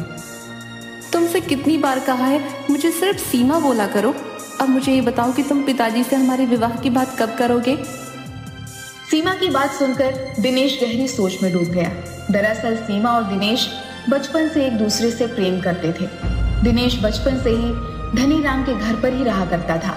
उन दोनों के प्रेम प्रसंग के बारे में धनीराम अभी तक अनजान था। क्या सोच रहे हो? आखिर कब तक हम दोनों एक दूसरे से छुप छुप कर मिलते रहेंगे? और फिर कब तक तुम सबके सामने मुझे छोटी मालकिन कहकर पुकारते रहोगे? तुम तो जानती हो सीमा कि बड़े मालिक ने ही मुझे पाल पोस कर बड़ा किया है। मुझे डर लगता है कि अगर कहीं मैंने हम दोनों की विवाह की बात उनसे कही तो वो कहीं मुझे जान से ही ना मार दे। आखिर तुम्हारी और मेरी हैसियत में जमीन आसमान का अंतर है। दिनेश, ये सब तो तुम्हें मुझसे प्रेम करने से पहले सोचना चाहिए था ना। मुझे कुछ नहीं पता। अगर तुम पिताजी से बात नहीं करोगे तो मैं स्वयं जाकर उन्हें बता दूंगी। और अगर मेरा विवाह तुमसे नहीं हुआ तो फिर मैं जीवन भर कुमारी ही रहूंगी। इतना कहकर सीमा वहां से चली गई। कुछ ही देर बाद बैंक मैनेजर धनीराम के घर आ पहुंचा और धनीराम बैंक मैनेजर की आवभगत करने लगा। और हमेशा की तरह धनीराम बैंक मैनेजर के सामने दिनेश से बहुत ही प्यार से बात कर रहा था, मानो दिनेश उसका नौकर नहीं बल्कि उसका पुत्र हो। अचानक बैंक मैनेजर बोला, मैंने तुम्हारे जैसा ईमानदार व्यक्ति कभी नहीं देखा। तुमने तो बिल्कुल अपने ही बेटे की तरह पाल पोस कर बड़ा किया है। भला आज के जमाने में इतना ईमानदार कौन होता है? बैंक मैनेजर की बात सुनकर धनीराम अचानक चौंक गया, क्योंकि इससे पहले उसके सामने ऐसी बात कभी भी नहीं बोली गई थी। अब आपको क्या बताऊं बैंक मैनेजर साहब, जो कुछ भी है सब दिनेश का ही है। मैं तो बस उसका एक छोटा सा नौकर हूं। नहीं नहीं, ऐसी बात नहीं है धनीराम जी। आपने तो अपना पूरा कर्तव्य निभाया है। आज के जमाने में कोई किसी के लिए इतना नहीं करता जितना कि आपने इस लड़के के लिए किया। तभी धनीराम दिनेश की ओर देखकर बोला, अरे दिनेश, मैं तो भूल ही गया। हमारे बैंक मैनेजर को हमारे गांव के बिरजू हलवाई की रबड़ी बहुत पसंद आती है। उसे तो मैं मंगाना ही भूल गया। जाओ, जाकर बिरजू हलवाई की दुकान से रबड़ी ले आओ। अरे नहीं नहीं धनीराम जी, इसकी क्या जरूरत है? वैसे भी मैंने मीठा खाना कम कर दिया है। बैंक मैनेजर साहब, आप अच्छी तरह से जानते हैं कि मैं आपको बिना मुंह मीठा कराए नहीं जाने देता। तुम जाओ जाकर रबड़ी ले आओ। दिनेश चुपचाप रबड़ी लेने चला गया। दिनेश रबड़ी लेकर लौटा ही था कि उसे बैंक मैनेजर की आवाज सुनाई दी। दिनेश चुपचाप बाहर बैंक मैनेजर और धनी की बातें सुनने लगा। बैंक मैनेजर धनी राम को बोल रहा था, आपने दिनेश की परवरिश बहुत अच्छी तरह से की है धनी राम जी, लेकिन मेरी एक बात समझ में ये नहीं आई कि आपने उसे पढ़ाया लिखाया क्यों नहीं। जब वो कागज पर अंगूठा लगाता है तो मुझे बहुत ज्यादा अफसोस होता है। आपको उसे पढ़ाना लिखाना भी चाहिए था। अब आपको क्या बताओ बैंक मैनेजर साहब, बगैर माँ बाप का ये लड़का था, इसका पढ़ाई में मन नहीं लगा और मैं दिनेश पर ज्यादा दबाव भी नहीं डाल सका। वो क्या है ना बैंक मैनेजर साहब कि मैं दिनेश की आंखों में आंसू नहीं देख सकता, क्योंकि उसके माता पिता के मुझ पर बहुत ज्यादा एहसान है, इसीलिए वो अनपढ़ ही रह गया। और वैसे भी पढ़ाई लिखाई से आखिर दिनेश को क्या फायदा होने वाला है, सब कुछ उसी का ही तो है। बात तो आपकी सही है धनीराम जी, लेकिन फिर भी शिक्षा बहुत ज्यादा जरूरी होती है। अब दिनेश बड़ा हो गया है, कम से कम उसे इतना तो पढ़ा लिखा दीजिए कि वो सिग्नेचर करना सीख जाए। और हाँ, नदिया पर गांव में आप दिनेश को ले जाने वाले थे, आप वहां की जमीन जो हटाने वाले थे। मैं इसी बारे में आपसे बात करना चाहता था। क्या दिनेश को नदियापुर गांव ले जाना जरूरी है क्या? ऐसा नहीं हो सकता कि नदियापुर गांव सिर्फ हम दोनों जाएं और हमेशा की तरह दिनेश से अंगूठा लगवा लिया जाए। आखिर सब कुछ दिनेश की मर्जी से ही हो रहा है। अगर आपको विश्वास ना हो तो आप दिनेश से पूछ लीजिए। ये कैसी बातें कर रहे हैं आप? मुझे आप पर पूरा विश्वास है। आप बगैर दिनेश की मर्जी के कुछ भी नहीं कर सकते। दिनेश उन दोनों की बातें सुनकर बुरी तरीके से हैरान रह गया कि तभी धनीराम की नजर दिनेश पर पड़ गई।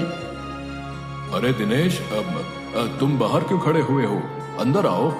तुमने बताया नहीं कि तुम रबड़ी लेकर आ गए। दिनेश ने चुपचाप रबड़ी धनीराम के हाथ पर थमा दी। धनीराम ने हमेशा की तरह एक सादा पेपर दिनेश के सामने रख दिया। दिनेश उस सादा पेपर पर अंगूठा लगाया।